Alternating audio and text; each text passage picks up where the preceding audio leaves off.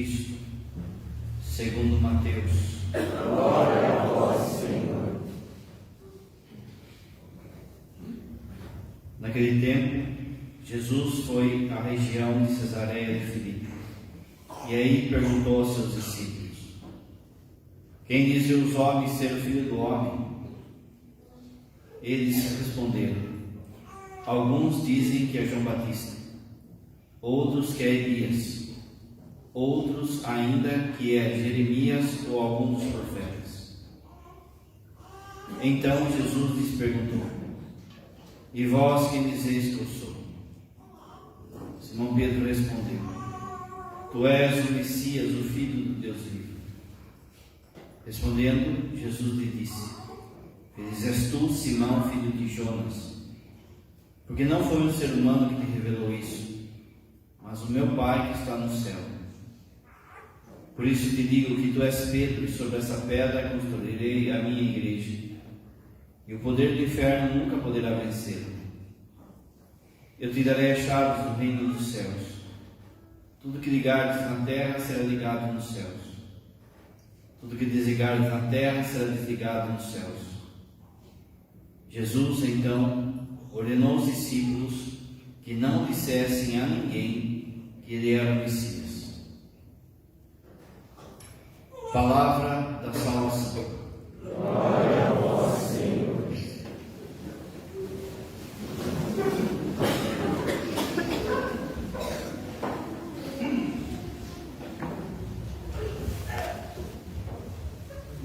Caríssimos irmãos e irmãs, hoje é o 21º domingo do tempo comum e também é dia de Santa Mônica.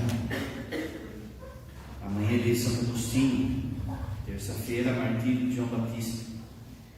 Mas hoje Jesus faz essas perguntas para nós. E de fato essas perguntas que ele faz não só aos apóstolos, mas também para nós, elas são existenciais. Quem dizem os homens que eu sou? E vós, quem dizeis que eu sou? Porque ela é existencial, por causa que conforme a resposta que você dá de quem é Jesus, vai ser o modo como você vai construir a sua vida. Santo Inácio Loyola, ele escreve sobre os exercícios espirituais algo que se chama princípio e fundamento.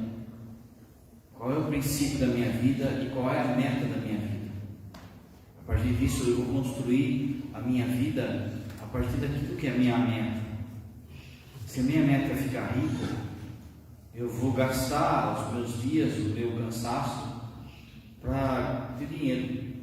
Se a minha meta é curtir a vida, ter prazer, se a minha meta for ser famoso, a pessoa gasta a sua vida para construir isso.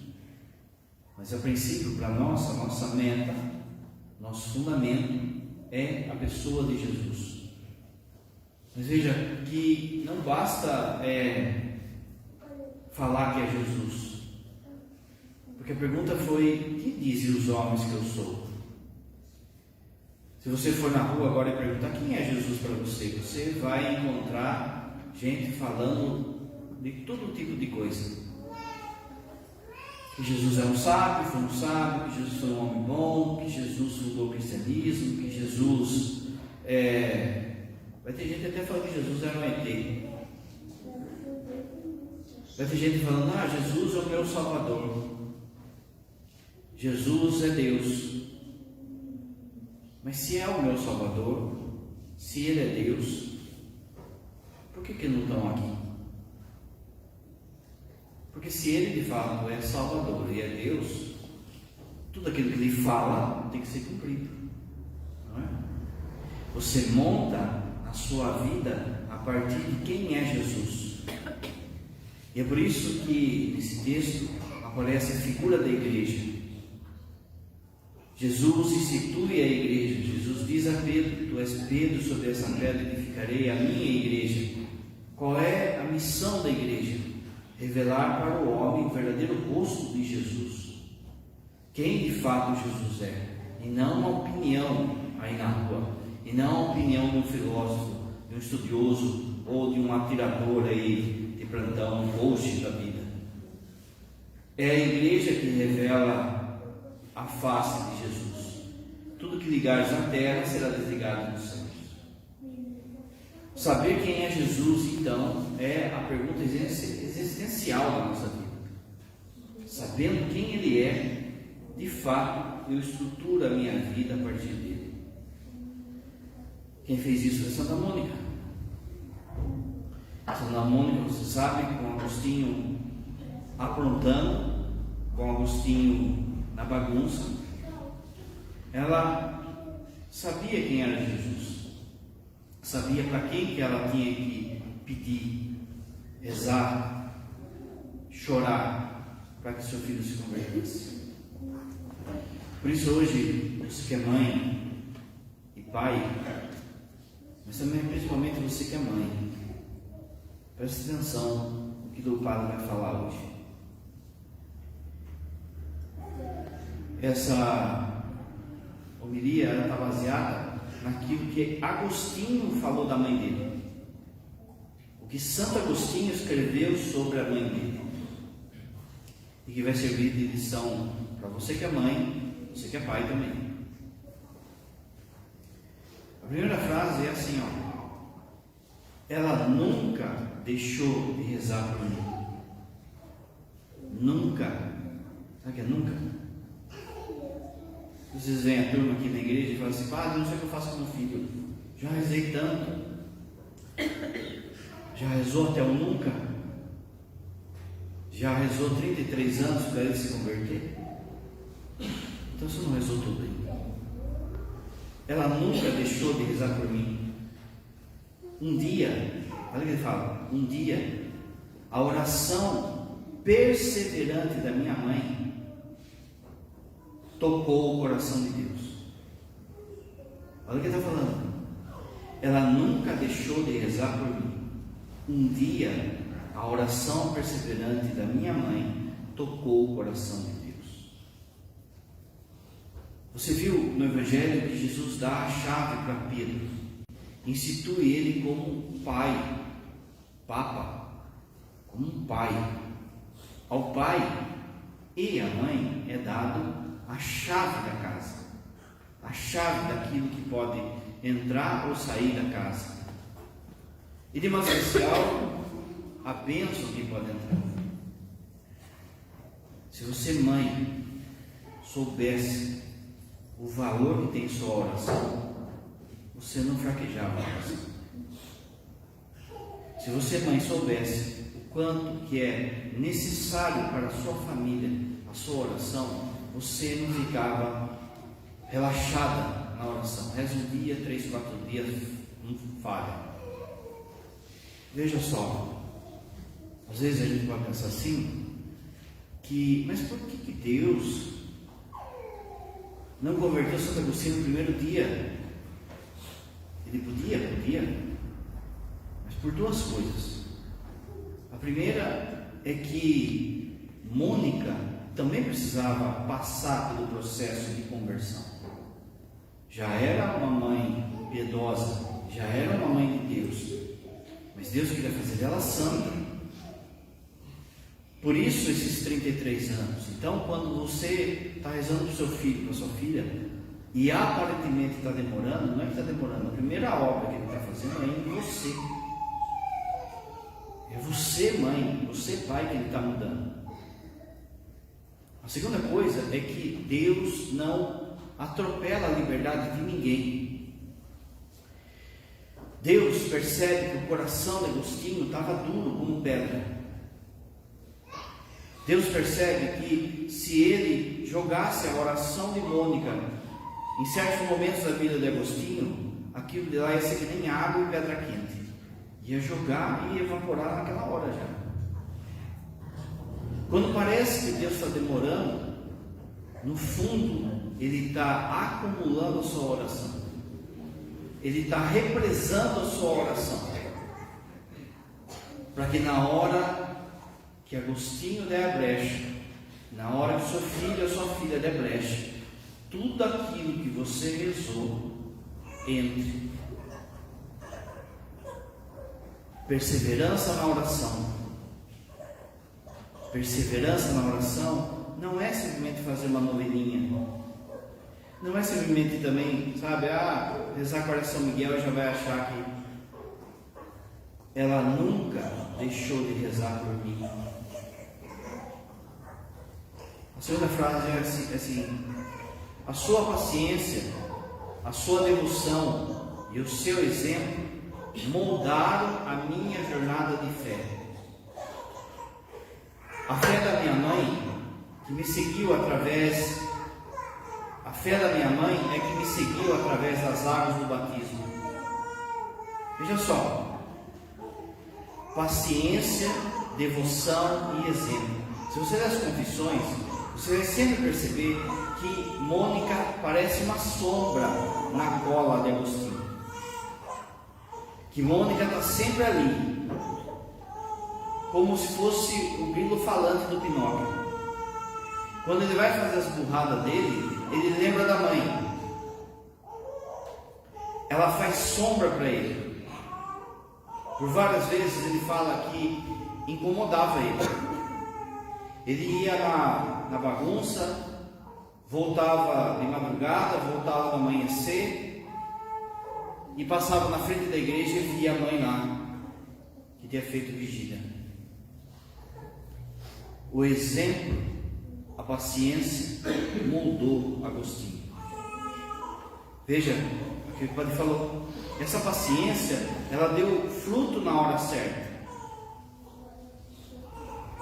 Essa perseverança deu fruto na hora certa. Porque olha só o que ele fala: a fé da minha mãe é que me conduziu através das águas do batismo. Mas não só isso. Antes da conversão,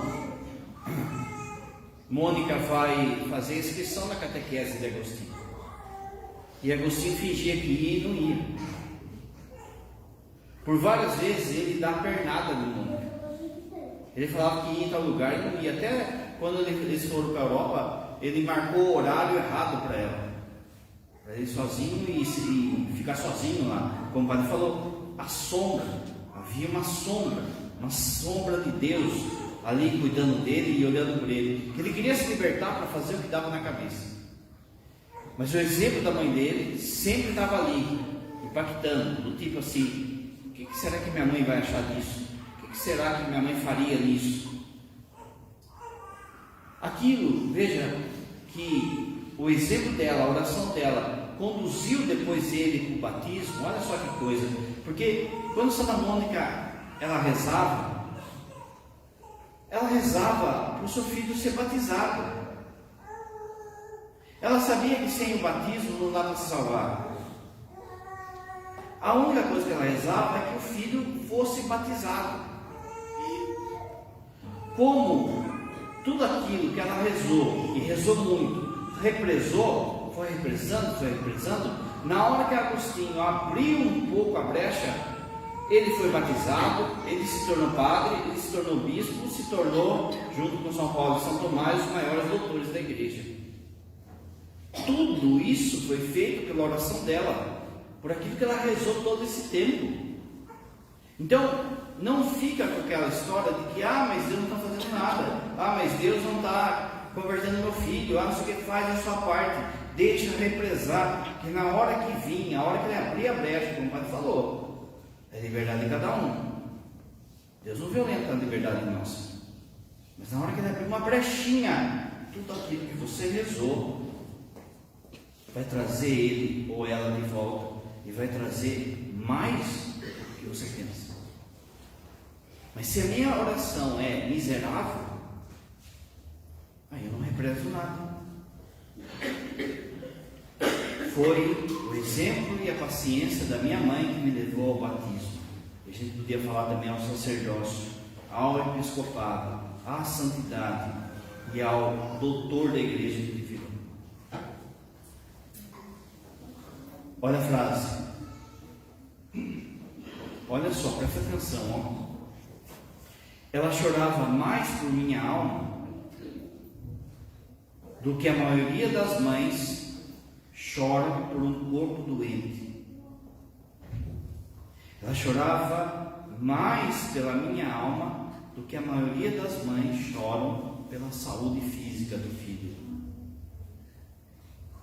Olha a construção de quem é Jesus na cabeça de Mônica. Ela sabe quem é Jesus. E ela sabe que seu filho está longe dele. E é por isso que ela chora na sua alma. É por isso que ela dói na sua alma. Mais do que algo no corpo. Mais que se o filho tivesse uma doença grave. É chuva, gente, não é? Nunca viu chuva, né? É chuva, essa chuva. Olha só, às vezes vem algumas mães, é lógico que é duro, é lógico que é difícil, mas algumas mães vêm, às vezes, revoltadas com Deus por causa da saúde física do seu filho. Ali há um mistério da cruz de Jesus, que a gente não entende. Mas são poucas as mães que choram de verdade por aqueles que estão doentes na sua alma, por aquelas que estão doentes na sua alma. São poucas. Olha a nossa paróquia. Olha o tanto de mãe que temos. Você que está aqui, que é mãe, com certeza você chora a dor do desprezo a Deus que seu filho ou sua filha faz. Mas você é minoria. A maior parte das mães querem só que o filho vença na vida. Então você tem que aprender a chorar pelas coisas certas, a ter lágrimas pelas coisas certas. E você tem que ter coragem de fazer como uma outra mãe fez com a Santa Rita. Olha o entendimento de quem é Jesus. Quando matam o esposo de Santa Rita, os filhos querem vingança, querem matar a pessoa. Eles começam a armar para matar a pessoa que tinha matado o pai deles. E Mônica reza assim: se for para ver meu filho pecar, meus filhos pecarem, que o Senhor leve. E Deus levou. Porque se permanecessem, eles iam fazer aquilo e iam se perder. Olha só, como Mônica, Rita é alguém que sabe que a pior doença é na alma. Você vai lembrar de Jesus, quando ele cura um paralítico, ele fala assim: vá em paz, mas não torne a pecar, para não acontecer algo pior a você. Ou seja, a paralisia na alma, a doença na alma é pior do que a doença física. Ela chorava mais por minha alma do que a maioria das mães choram por um corpo doente. Olha agora, as lágrimas de Mônica foram como que um rio. Você já chorou um rio? Mas não simplesmente chorar porque o seu filho foi grosso, porque o seu filho chegou bêbado. Você já chorou porque ele não está no caminho de Deus, porque ela não está no caminho de Deus. Você já chorou rios por causa que eles estão longe de Deus. Foram como que um rio de amor que irrigou, olha só, um rio de amor que irrigou o sólido árido do meu coração. Quando Agostinho, o processo de conversão de Agostinho, ele passa pelo testemunho de Santo Ambrósio, meu padre vai falar nisso. Mas os dois conversaram, ele nunca conseguiu. Santo Ambrósio era um bispo, ele era muito famoso, assim, de bondade, de santidade, de inteligência. Então ficava uma multidão para ele atender. E Agostinho achava até soberba dele, porque como que não vai me atender? Eu sou doutor, eu sou isso, eu sou aquilo outro, fica atendendo essa cobrada aí. Mas Ambrósio atendeu a mãe. Santo Ambrósio atendeu Santa Mônica. E a frase que ficou dessa conversa foi: Deus não vai deixar tantas lágrimas de uma mãe passar em vão. Chore pelos pecados do seu filho. chore pelos pecados da sua filha. Mas chore, não simplesmente porque ele não está fazendo o seu gostinho. Chore porque eles não estão sabendo quem é Jesus. Jesus virou simplesmente um fantasma para eles. E isso deve doer no seu coração. Mas as suas lágrimas, se elas não forem de revolta, mas forem de oferecimento, também vai iluminar o caminho dele. Também vai arejar o solo duro do coração dele ou dela. Olha aqui, ainda nessa frase, de novo, pode ver e voltar um pouco. Foram como que um rio de amor que irrigou o solo árido do meu coração. Mas olha agora, mas nunca ela se fez de vítima. Meus irmãos, minhas irmãs, escuta o que o Pai está falando. Também não adianta você ficar rezando e chorando e tal coisa, mas se fazendo de vítima. Você tem que ter a atitude de Maria Santíssima, vendo o seu filho pregado na cruz. Doía, ela chorou. Santo Afonso vai falar que se não fosse os anjos segurarem ela, ela morria de dor ali. Mas não é escândalo, não é se fazer de vítima. No atendimento, vem muita mãe nessa situação, mas ela não entende que é a guerra dela, que é a luta dela. Então ela vem com vitimismo. Ai, pai, estou tão desanimada. Ai, pai, isso aqui, acho que eu desisti. Ai, pai, para de vitimismo, é a sua luta. Essa é a sua missão. Daqui a pouco eu vou dever falar disso. Essa é a sua meta, salvar o seu filho e sua filha. Então não fica com vitimismo, levanta a cabeça. Levanta essa cabeça. Com o vitimismo você não vai converter eles. Tem que ter um orgulho santo daquilo que você segue e uma coragem de dar a vida pelos seus. O vitimismo vai trazer a murmuração, a reclamação, o desânimo e a infidelidade. Aí a pessoa vai parar de rezar. Começa com o vitimismo. Essa é a sua cruz. Então bate no peito e fala comigo mesmo. Nunca se fez de vítima. Outra frase. Os gemidos e oferecimentos de minha mãe por mim eram maiores do que o seu amor. Eles me trouxeram de volta à pátria da verdade. Olha aqui. Aquilo que ela gemia, chorava, rezava e oferecia era maior do que o amor que ela tinha por ele. Mães, pais também, mas principalmente mães, não caiam em chantagem emocional. Não caiam em chantagem emocional, porque meu filho está de mal comigo, meu filho está brigado comigo, meu filho isso, porque eu estou querendo te levar na igreja, porque eu estou querendo que ele busque a Deus, porque eu estou corrigindo ele. Então é melhor não falar, porque daí ele vai ficar bravinho comigo, não, vai deixar de me amar, ele vai embora com a moça, vai sair de casa. Não cai em chantagem emocional. Se você ama ele ou ela de fato, você precisa dar a salvação para eles e não cair em joguinho. E é assim, filho é assim, ele vai ganhando território, terreno, daqui a pouco é ele que está mandando em casa, é ela que está mandando em casa, depois para voltar, para trazer de novo, porque vira direito adquirido. Seja firme, tenha firmeza, você pai, precisa de firmeza lá. Como é que vai ser, o padre sempre fala, como é que vai ser no dia do juízo, na hora que Deus nos apresentar e ver que quem mandava na casa era moleque, era a menina, fazia o que queria, falava o que queria. Cadê o pai? Cadê o pai para chegar junto? Se esconde atrás da internet, do futebol, como se não fosse nada comigo.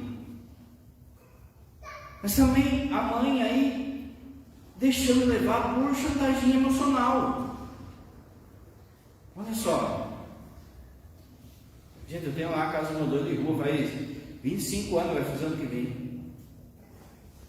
A maior coisa que tem em relação às famílias, quando coloca alguém em casa de internação, é chantagem emocional. A família vai lá, às vezes tem casa aí que paga, e paga caro.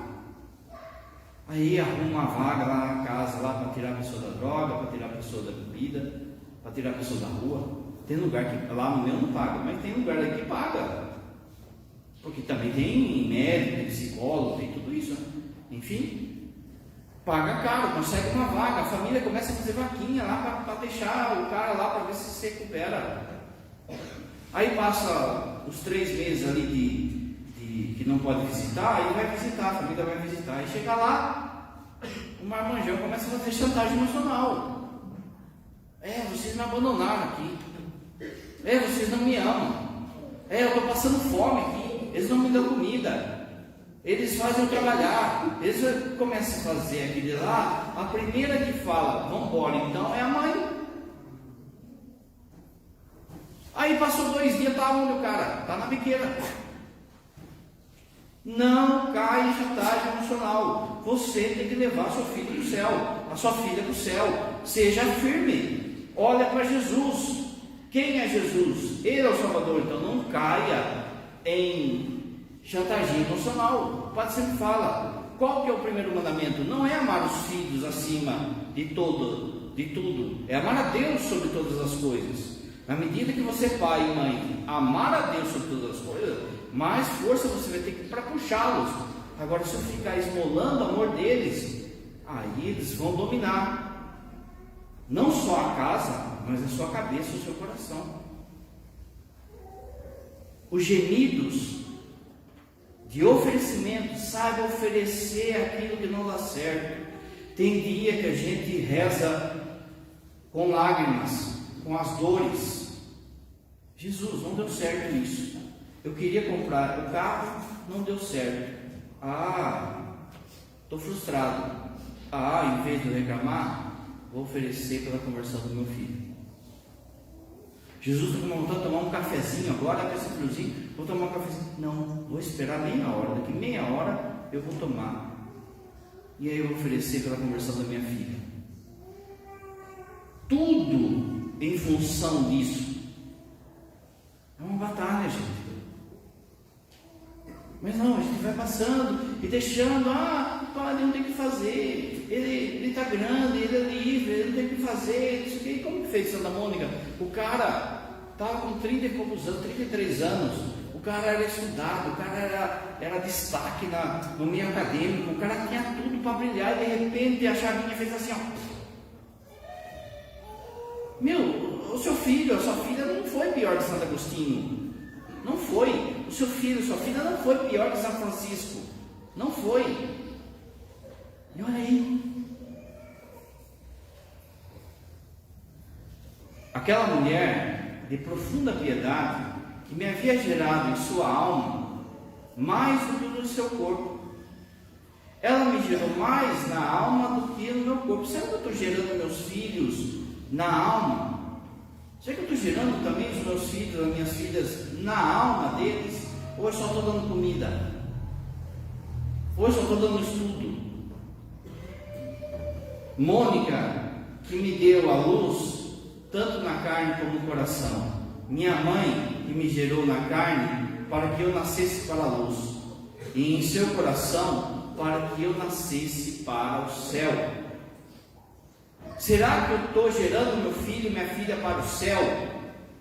Meus irmãos, você que é pai e mãe, só tem uma missão na sua vida: é levar esse povo para o céu. Só isso que você tem para fazer. O restante tudo é perfumaria, tudo é perfumaria. Você vai trocar de carro, você vai rebocar a casa, se você vai ter um diploma, tudo é perfumaria, porque a única coisa que importa é levar a sua família para o céu. Essa é a sua grande missão. Para isso, você precisa fazer com que eles nasçam para as coisas do alto. Será que eu estou gerando? Será que desde a infância, por exemplo, eu fui lá, eduquei na fé e trouxe? Será que na hora da adolescência, na hora que dá aquele rebuliço, eu estava lá, eu estava ensinando? Será que na faculdade, como é que está? Não, a gente pega e joga nosso filho na faculdade e acha que vai sair pronto. Vai sair pronto para ir para o inferno. do jeito que está hoje, as faculdades, do jeito que está hoje o trabalho. Veja, será que eu estou gerando? O padre falava essa semana, o exemplo dos pais de João Paulo II. João Paulo II, ele, na época da Segunda Guerra, ele era jovem, e aí todo mundo queria trabalhar lá no nazismo. Ele, na Polônia, a Alemanha, o primeiro lugar que invade militarmente é a Polônia, né? Não vou dar uma história aqui, mas de anexo Tchecoslováquia e Áustria foi anexada, mas a Polônia é que começou a guerra. E quando invadiu a Polônia, pegou todo mundo e falou: não, vai trabalhar, porque a gente precisa fazer arma, precisa fazer carvão, precisa ter isso, isso, tudo. E vai João Paulo II trabalhar, moleque, nas minas de carvão lá, obrigado pelos nazistas. E aí o turno era das 7 da manhã até 9h30 da noite. Quando ele chegava em casa, ele via o seu pai dentro de uma imagem de Nossa Senhora rezando o terço. Passava meia hora, sua mãe chegava também, que trabalhava no doméstica, e eles terminavam então o rosário. Vai ver o que João Paulo II fala do exemplo dos pais dele. Existe um livro dele que chama Caminhando no Limiar da Esperança, e ele fala dessas memórias. O exemplo do pai dele e da mãe rezando em família. Tanto é que hoje os pais de João Paulo II têm um processo até de serem beatos. Veja, meus filhos estão vendo isso em mim? Você, pai, seu filho está vendo você com o terço na mão? Está vendo você diante do Santíssimo? Não está vendo? Ele está vendo diante da televisão, diante do jogo, diante da bebida. Eduque seus filhos para o céu. Ela me gerou no coração para que eu nascesse para a eternidade. Ela preferia ver a morte da sua carne do que minha vida espiritual morrer. O que significa isso? Significa que todas as dores que você tiver no seu corpo, ofereça. Ofereça. Hoje estou com dor na costa. Jesus é para o meu filho. Hoje estou com uma dor de cabeça. Jesus, hoje é para a minha vida. Ela preferia sofrer no corpo dela do que ver ele pecando. Veja, fisicamente você pensa assim, você que é mãe, você que é pai. Tem hora que você vê o seu filho, sua filha com uma doença, você pensa assim: Jesus, passa essa doença para mim, libera ele dessa doença. Você tem que fazer assim também no espiritual. Jesus, se é para que ele se salve, essa dor eu ofereço, essa cruz eu ofereço, essa injustiça eu ofereço, esse desprezo eu ofereço. Ela preferia ver a morte da sua carne do que a minha vida espiritual morrer. Minha mãe, olha agora, minha mãe, é tudo Agostinho falando. Minha mãe me aconselhou a não se casar com uma mulher que não compartilhava da fé cristã. Ela estava preocupada com a influência negativa que isso poderia ter em minha vida espiritual. O que aconteceu? Porque ele desobedeceu. Ele juntou com uma moça. Ele juntou com uma mulher mais velha do que ele, uma mulher que era falada. Ele não cita o nome da mulher nos textos dele, para preservá-la. Depois que ele se converte, ele vai falar com ela, não é? E depois que ele se converte, ele continua cuidando dela até a velhice, mandando provisões. Ele tem um filho com ela. Esse filho, ele fala que era mais inteligente que ele, mas que Deus levou. Mas ele fala que ela ajudou a empurrar ele na bagunça. E a mãe alertou. Aqui, gente, vale que você, pai e mãe, você tem que ter e pedir o dom do conselho para o Espírito Santo, de saber orientar seus filhos, de saber falar dos seus filhos. Eu nem vou entrar nessa coisa de casar com alguém de outra denominação, porque vai longe, sempre dá B.O. Ah, padre, mas não sei o que, tá bom. Olha só, na igreja tem um rito do casamento com uma pessoa católica e uma evangélica. Uma pessoa católica é alguém que é budista, tem um rito. Pelo bem da parte católica existe um rito. Mas minha irmã, presta atenção, uma hora ou outra vai dar B.O. Porque uma hora ou outra, sei lá, o rapaz que é católico, a moça que é católica vai querer colocar um crucifixo em casa, vai querer colocar uma imagem de Nossa Senhora, vai querer ir na missa, então vai dar B.O. E é o que a gente tem. Mas eu nem vou entrar nessa parte. Eu quero que você foque nisso, que você, pai e mãe, precisa ter o dom do conselho. Você, pai e mãe, o dom do conselho, ele está ligado com uma virtude que se chama bondade.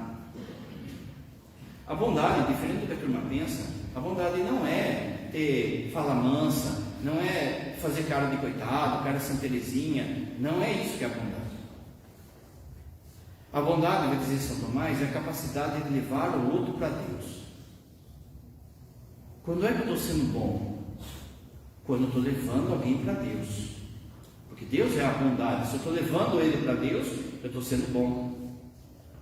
A bondade a gente exerce dando conselho. Olha aqui, Mônica. Meu filho, não case, ela vai te arrastar mais para longe ainda. A bondade se manifesta quando a gente sabe a hora de silenciar. Agora não dá para me falar, ele está bêbado, eu vou falar o que para ele? A bondade sabe a hora de corrigir, de ser firme. É bondade quando você corrige o seu filho. É a virtude do conselho agindo ali, para que você não use de firmeza, não use, aliás, de palavras para mostrar quem manda, quem tem razão, para esfregar a verdade na cara do outro, mas você usa de firmeza para levar ele para Deus. E deixa eu dizer para vocês, pais católicos, tem muito pai e mãe que está faltando essa firmeza, que está, deixa a vida me levar, deixa a vida me levar. Meus irmãos, olha só, sai numa baladinha, sai no aniversário, toma uns gorozinhos, toma não sei o que, bate o carro, bate a cabeça na guia de bobeira, escorrega, bate a cabeça na guia, já foi o seu filho, já foi a sua filha. Deu tempo? Não deu tempo. Presta atenção. Esses dias, o Padre Hélio e eu, a gente foi num velório de um marianinho, de uma criança de colo. Você chega lá, está o caixãozinho ali, ó. Você não sabe quando Deus vai recolher eles. Cada segundo é precioso, você não pode perder tempo. Deus não sabe quando, você não sabe quando Deus vai te recolher. Porque pensa, se ele está zoado assim, com você, pai e mãe em cima, se Deus me recolher, como é que vai ser? Perceba então que você não pode perder tempo. Fala, refala, fala, refala. Ah, padre, mas já falei 1000 vezes, vai falar 1 milhão de vezes. Insiste, fala, mostra que você não está feliz com aquilo, não está contente com aquilo. Dá gelinho, põe de castigo, faz com que ele perceba que você não está aprovando aquilo que ela está fazendo, aquilo que ele está fazendo. Aí ela vai falar assim: por que minha mãe está assim comigo? Por que meu pai está assim comigo? Porque eu não estou cumprindo a lei de Deus. Ele tem que perceber que Deus é mais importante do que ele para você. Minha mãe me aconselhou a não se casar com uma mulher que não compartilhava da fé cristã. Ela estava preocupada com a influência negativa que isso poderia ter em minha vida espiritual. Meu filho, não pega esse serviço. Meu filho, para de andar com essas amizades. Seja um chato, não tenha medo de ser chato, não tenha medo. Olha o que Agostinho fala depois. E foi o que aconteceu. Sabe aquela coisa que a turma fala assim, que mãe, parece que praga de mãe pega? Não é que praga de mãe pega, é que Deus deu para os pais algo que é embutido, que é esse dom do conselho. Esse dom do conselho tem que ser afiado, senão ele fica parado lá. Você na oração, pela palavra, pela humildade, você vai afiando esse conselho, esse dom do conselho. Ou seja, você consegue perceber certas coisas por causa da vida e por causa que vem algo do alto, que ele ou ela não percebe. Aí é a hora de falar. Aí é a hora de corrigir. Aí é a hora de aconselhar. Meu filho, que loucura você está fazendo? O que é isso? Vai deixar isso aqui, vai isso aqui, vai. Olha essa questão de ideologia de gênero, estou fazendo o que é. Olha o exemplo que o padre vai dar. Faz de conta que você tem uma filha que sofre daquela doença de achar que está gorda, sabe? Ela está com 40 quilos, 30 quilos, mas ela pensa que ela está com 140. Tudo que ela come, ela coloca o dedo na goela, sabe? Não tem gente assim? Repara só que, no fundo, ela está doente por causa da imagem errada que ela está tendo dela mesma, não é? Ela está um palito, está só o osso e está achando que está gorda. Se acontece isso na sua filha, o que você faz? Você vai levar ele no médico. Você vai levar ela no psicólogo. Um psicólogo juizado também, né? E aí vai ter que ser, na psique e no espiritual, refeito a imagem que ela tem dela mesma. Tem que ser curada essa imagem que ela tem dela mesma. Olha só, chega o cara, ou a moça, chega a moça em casa e fala assim: mãe, eu descobri que eu sou uma borboleta. Em vez de a gente olhar com esse olhar que o padre falou, o que a gente faz? O que a turma faz? Filha, seja o que você quiser. Se você quer ser uma borboleta, seja uma borboleta. A gente joga gasolina na coisa ainda. Repara que... está confirmando, hein? Repara que, no caso da menina que estava lá com a bulimia, que falaste, no caso que ela estava com essa enfermidade, você pega ela vai morrer. Ela não come, não se alimenta, acha que está gorda e está um palito. Ela está fazendo uma autoimagem errada dela, você leva o psicólogo. Agora, a pessoa chega lá e fala assim: eu sou uma borboleta. Filha, seja o que você quiser. Mas o que mundo está vivendo? Cadê os pais? Olha só o que falou. Mônica preferia que o seu corpo padecesse do que ver os seus filhos pecando. Por ser amado, às vezes, pelos filhos, tem muito pai que deixa o filho fazer o que quer. Outro dia eu estava lendo uma reportagem de uns pais falando assim que eles deixam que a filha ou o filho traga a namorada para casa, para dormir em casa, para ter relação em casa. Porque pelo menos não está no motel, vai no motel lá, de repente entra um bandido e mata eles, tal coisa, então faz em casa, daí está protegido. Protegido do quê? Protegido só se for do capeta.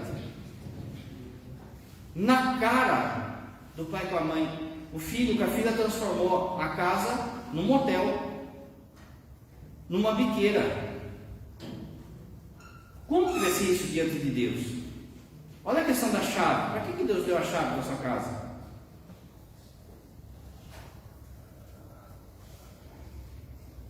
O seu último pedido, que expressou mais frequentemente com as suas lágrimas, era que eu me recordasse dela no altar do Senhor, onde quer que eu estivesse. Olha que bonito isso.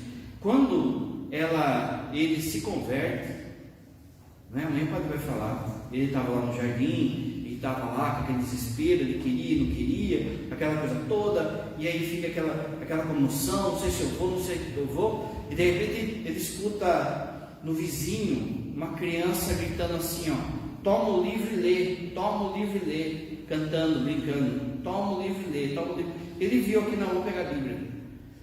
Ele pegou a Bíblia, abriu na carta aos Coríntios, que dizia assim: a partir de hoje chega de bebedeira, de rixa, de prostituição, aquela hora. Só que assim, olha a missão da mãe. Passou 2 semanas, ela morre. Ela não curte o filho dela convertido, porque Deus quis deixar Santa Mônica. Eu vou mostrar para você que a sua única missão é essa. Que a sua única missão é essa. Ela cumpriu a sua missão e Deus a levou. A única coisa que ela pediu para Agostinho: toda vez agora que você for padre e for celebrar a missa, você lembre de mim. Se você dá isso para o seu filho ou sua filha vai ser eternamente agradecido por você. Lá no céu, quando você chegar diante dele ou dela, ela vai perceber o quanto que você rezou, o quanto que você lutou, chorou para ele estar lá. E aí ela vai falar: obrigado, eu só estou aqui por causa do Senhor. Vai ter valido a pena, gente. Vai ter valido a pena, por isso vai para a luta. Pouco antes de falecer, ela me disse: nada há que me dê mais prazer nessa terra. Não tem mais nada que me dê prazer nessa terra. Já não desejo mais nada. A única coisa que ela desejava era o filho convertido. O filho converteu. Não tem mais nada para mim nesse mundo. Não desejo mais nada. A minha vida nessa terra não tem mais sentido. Existe, logo que ele se converte, uma conversa dele com ela no jardim, em que os dois entram em êxtase. E aí ela fala isso: pronto, já posso ir. Você tem uma missão só. Uma só.